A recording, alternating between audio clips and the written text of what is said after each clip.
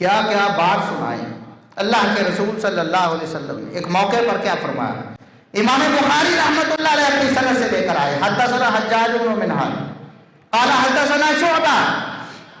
قال اخبرني علقمہ بن مرثد قال سمعت سعد بن عبیدہ عن ابی عبد الرحمن السلمی عن عثمان رضی اللہ عنہ، سیدنا عثمان بن عفان رضی اللہ عنہ تیسرے خلیفہ راشد،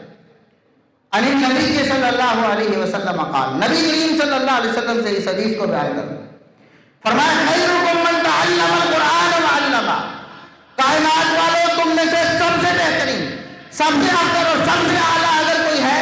وہ ہے جو قرآن سیکھتا اور سکھاتا ہے۔ عالم یا طالب علم، دین کا عالم اور دین کا طالب علم، فرمایا خیرکم تم میں سب سے بہترین ہے، سب سے افضل اور سب سے اعلیٰ ہے۔ اور یہ حدیث ابو عبد الرحمن السلمی تابعی نے بیان کی عثمان بن عفان رضی اللہ عنہ سے۔ یہ تابعی ہیں، اسی حدیث میں ان کے شاگرد بیان کرتے ہیں وَأَقْرَأَ ابو عبد الرحمن فی امرۃ عثمان حتیٰ کان الحجاج، عثمان بن عفان رضی اللہ عنہ کے زمانے میں عثمان بن عفان سے یہ حدیث سنی، مسجد میں پڑھانے کے لیے بیٹھ گئے، حتیٰ کان الحجاج، حجاج کا دور آ گیا، نصف صدی گزر گئی،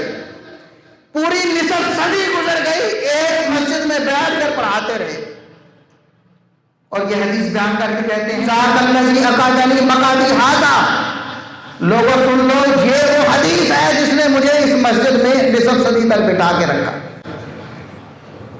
کہ اللہ کے رسول صلی اللہ علیہ وسلم میں خیرکم من تعلم القرآن وعلمہ، تم میں سے بہترین وہ ہے، تم میں سے اچھا سب سے وہ ہے، تم میں سے افضل و اعلیٰ وہ ہے، تم میں سے قابل رشک وہ ہے جو قرآن پڑھتا اور پڑھاتا ہے۔ یہ لوگ مساجد اور مدارس والے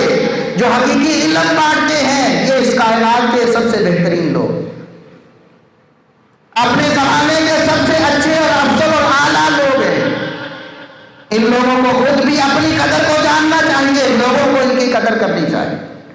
ان کا حقیقی مقام دینا چاہیے۔ باتیں بہت ہیں، بہت باتیں ہیں، بہت احادیث ہیں جو میں آپ کو سنانا چاہتا تھا، لیکن وقت بہت کم ہے۔